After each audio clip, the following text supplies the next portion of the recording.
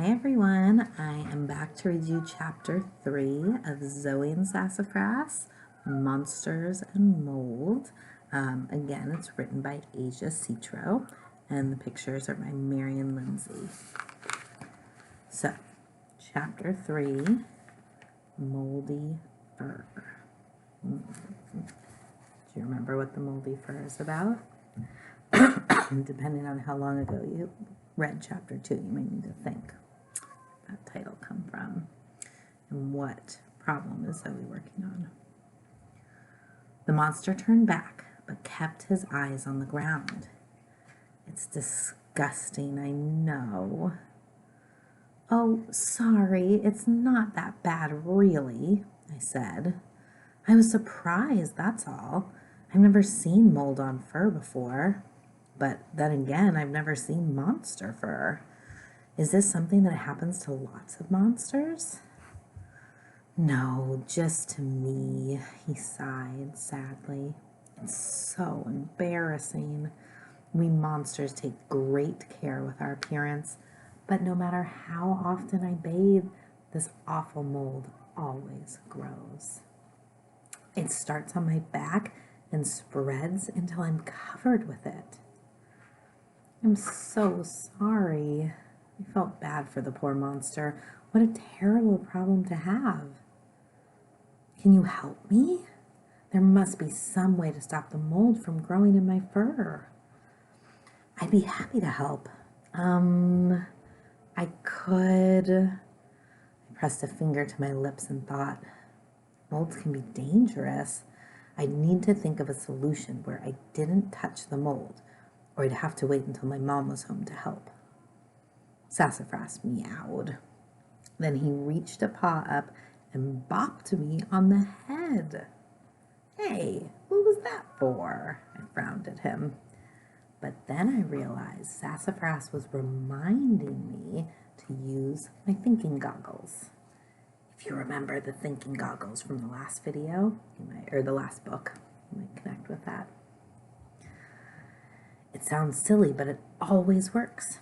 Wearing my lucky pair of goggles on my head always gives me fantastic ideas.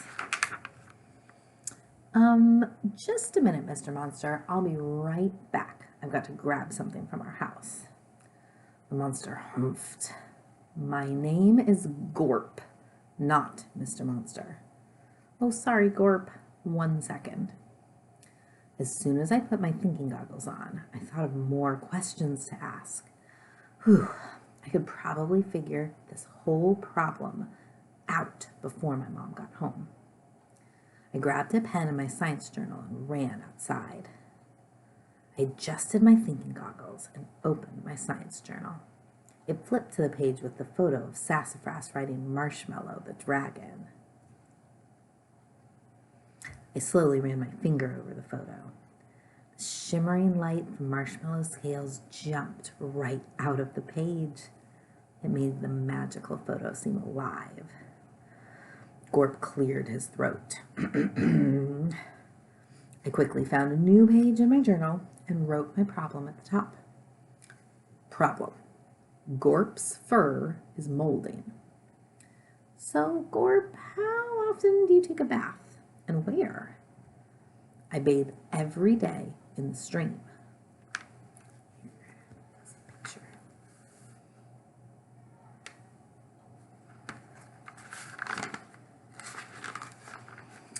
And what then? You dry off and go home to your monster house? Well, sort of. I shake my fur off and then I go sleep in my warm cave up in the mountains. I wrote down notes. Bath in stream, damp fur, sleeps in warm cave. Aha, that was it. I circled the words damp and warm in my notes. This was actually just like my bread experiments. Gorp, I solved your problem. Here you can see Zoe's notes, where she circled the really important facts. It's like something we might do in our science notebooks. And the next chapter, chapter 4, is an easy fix. I'll have to go to the next video to see what happens. All right, see you soon on video. Bye everyone.